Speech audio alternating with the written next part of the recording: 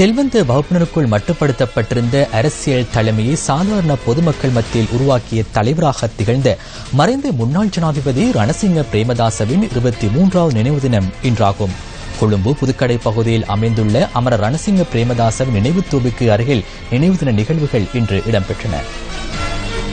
தொழிலாளர் கட்சியினூடாக அரசியல் பாடத்தை ஆரம்பித்த ரணசிங்க பிரேமதாச கொழும்பு மாநகர சபைக்கு தெரிவாகி சில தினங்களில் பிரதி மேயர் பதவிக்கு தெரிவானார்.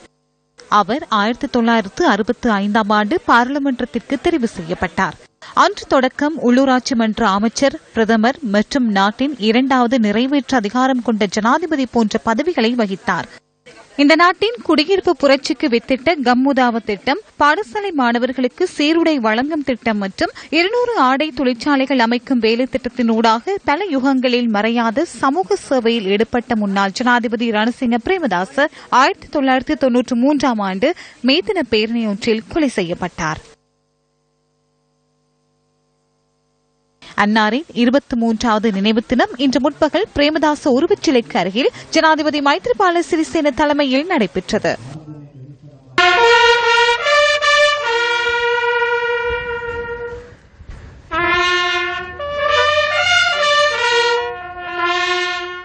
එක්දස් 989 පාර්ලිමේන්තුවට ආවට පස්සේ ප්‍රේමදාස ජනාධිපතිතුමා අපිව කැඳෙව්වා ආණ්ඩු පක්ෂය විතරක් නෙවෙයි විපක්ෂෙ. දිස්ත්‍රික් සංවර්ධන කටයුතු ගැන සාකච්ඡා කළා.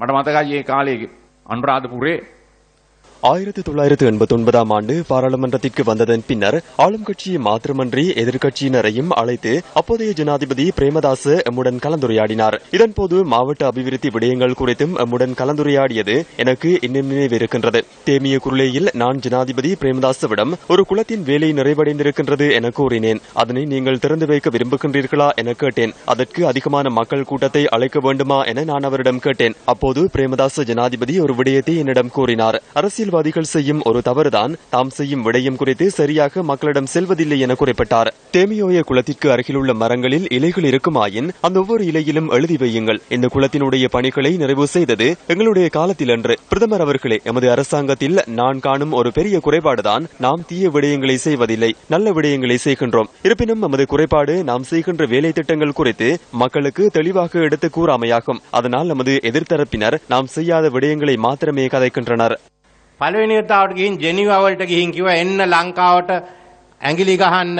நாங்கள் அன்று பார்த்தோம். இலங்கையில் தலையிடுவதற்காக பிரேமதாசவுக்கு வெளிநாட்டு உதவிகளை வழங்க வேண்டாம் என முதலாவது தடவையாக ஜெனீவாவுக்கு சென்று கூறினார். அவர் இலங்கைக்கு வருமாறு கூறினார். அவர்கள் வந்தார்கள், பார்த்தார்கள். இறுதியாக ஜெனீவாவிலிருந்து வந்து இலங்கைக்கு தடை பிறப்பித்தனர். அதன் பிரதிபலன் பிரேமதாசவின் அரசாங்கத்திற்கல்ல.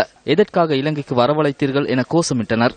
அதன் பின்னர் அழுது எவ்வித பயனுமில்லை. இந்த நாடு ஒடுக்கப்பட்ட நாடாக இருந்தது. இதன் காரணமாக நாங்களும் ஜனாதிபதி மைத்ரிபால சிறிசேனவும் இணைந்து நாட்டு மக்களின் வரத்தினை பெற்றோம். தேசிய ஐக்கியத்தை உருவாக்க செயற்பட்டோம்.